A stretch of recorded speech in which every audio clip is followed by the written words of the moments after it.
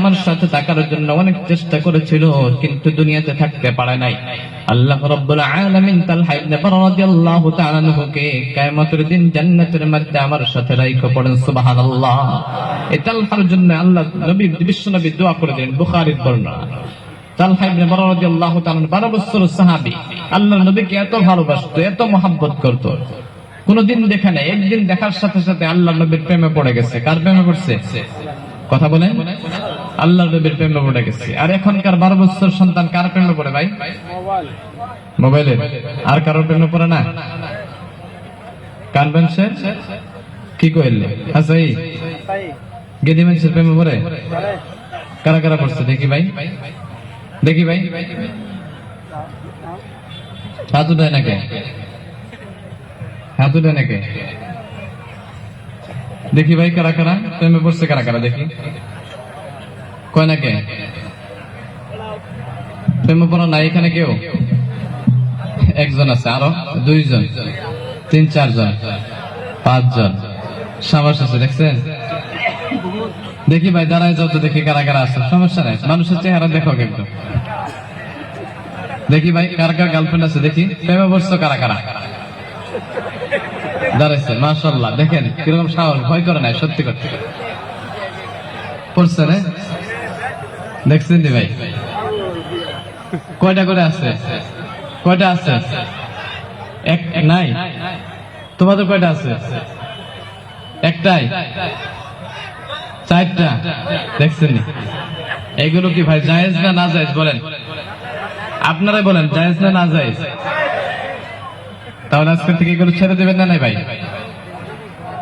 ছেড়ে দেবো না? ছেড়ে দেবো কারা কারা?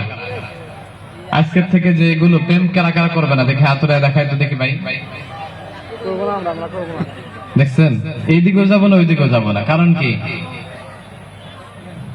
এদিকে আসবেন, এদিকে আসবেন, এদিকে খালি জায়গা আছে অনেক, ডান সাইডে। বাইরে ওইদিকে আসবেন, দাঁড়ায় থাকবেন না গেটের সামনে, এদিকে আসবেন, জায়গা আছে তো, বসার জন্য সুবিধা আছে। মাশাআল্লাহ ভাই, এগুলো প্রেম করা যাবে? যাবে? এগুলো জায়েজ আছে না নাই? জায়েজ আছে? প্রেম করা কি জায়েজ না হারাম? বিয়ের আগে অন্য হয়তো মহিলার সাথে, অন্য মেয়ের সাথে কথা বলা কি জায়েজ না হারাম? হারাম। এবং মহিলাদের অবিবাহিত পুরুষদের সাথে, যার সাথে ঝগড়া বেশি, যার সাথে থাকলে ফিতনা হবে, যার সাথে কথা বললে ফিতনা হবে, তাদের সাথে কথা বলা হারাম। ওই জন্য কথা বলা যাবে না। কথা বলা যাবে কি?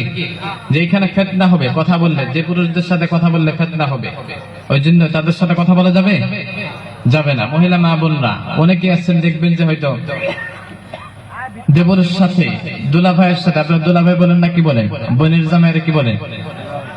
দুলা ভাই, দুলা ভাই, ভাই সাহেব এবং দেবর, তাই না? এগুলোর সাথে বেশি বেশি মজা করে, করে না?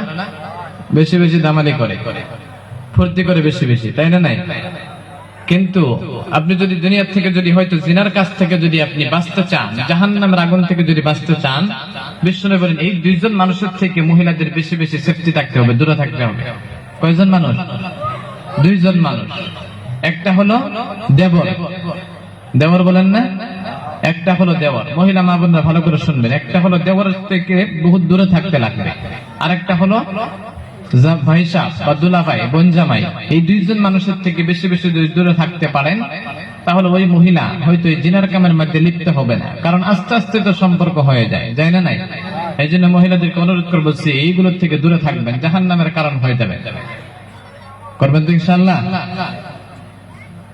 দেবরের সাথে কথা বলবেন? কথা বলেন। দেবরের সাথে কথা বলবেন না? কথা কয় না, বুঝছেন? চালাক আছে মানুষ, বুঝছে? মাশাআল্লাহ। ওই জন্য আমার ভাইয়েরা, এখন মূল আলোচনার দিকে যাবো ইনশাআল্লাহ। এতক্ষণ হয় নাই। অনেক মানুষ বলে যে হুজুর ওয়াজ করে ফাটাই দেবেন, ওয়াজ করে এটা করবেন, এটা করবেন, কয় না? না বুঝে হুজুর কেউ কান্দা হালাইবে, কয় না? নাই মানুষের হুজুর ওয়াজ করায় মানুষের কান্দা হালাইবে। যদি না বুঝে কান দিলে কোনো লাভ আছে কি?